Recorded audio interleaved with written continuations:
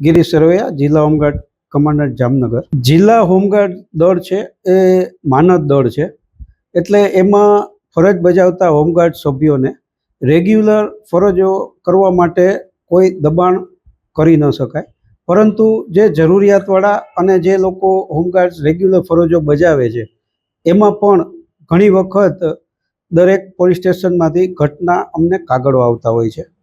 વિશેષમાં કે જે હોમગાર્ડ સભ્યો છે એ તમામ માટે વીવીઆઈપી ફરજો, ચૂંટણી ફરજો અને જે જરૂરી હોય આવશ્યક ફરજો જેને કહેવાય કે જે તાત્કાલિકની ફરજો હોય એ ફરજો દરેક હોમગાર્ડે કરવી ખૂબ જ જરૂરી અને પણ ફરજિયાત છે।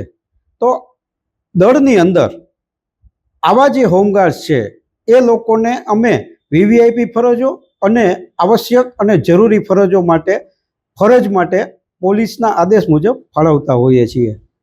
તાજેતરમાં જ દેશના પ્રધાનમંત્રી શ્રી નરેન્દ્ર મોદી સાહેબ જામનગરની મુલાકાતે આવવાના હતા, ત્યારે પોલીસ અધિક્ષક સાહેબ શ્રી દ્વારા અમારી પાસે 300 હોમગાર્ડની માગણી કરવામાં આવેલ હતી।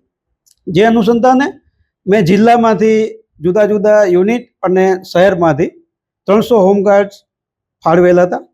જે ફાળવેલ હોમગાર્ડ્સમાંથી 3 દિવસના બંદોબસ્ત દરમિયાન ઘણા બધા એવા હોમગાર્ડ સભ્યો હતા કે જેઓ પોતાની ફરજ પૂર્ણ કરેલ ન હતી અને ગેરહાજર રહેલ હતા। કોઈ 1 દિવસ ગેરહાજર રહેલા, કોઈ 2 દિવસ ગેરહાજર રહેલા અને અમુક સભ્યો તો સમગ્ર બંદોબસ્ત દરમિયાન ગેરહાજર રહેલા।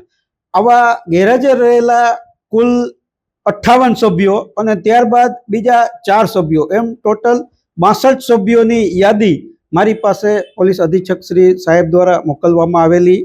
એ યાદીના આધારે મેં આ 62 તમામ હોમગાર્ડ સભ્યોને શા માટે દળમાંથી બરતરફ ન કરવા એ અંગેની લેખિત નોટિસ પાઠવેલ છે, કેમ કે આ ફરજ વીવીઆઈપી ફરજ છે અને હોમગાર્ડ એક્ટની કલમ 4(1) મુજબ આ ફરજો તમામ હોમગાર્ડ્સે કરવી ફરજિયાત છે, જે પણ તેઓએ કરી નથી અને દળની શિસ્ત અને અનુશાસનનું પાલન નથી કરેલ, જેથી આ 62 સભ્યોને દળમાંથી બરતરફ શા માટે ન કરવા તે અંગેની નોટિસ આપી અને ખુલાસાઓ પૂછવામાં આવેલ છે।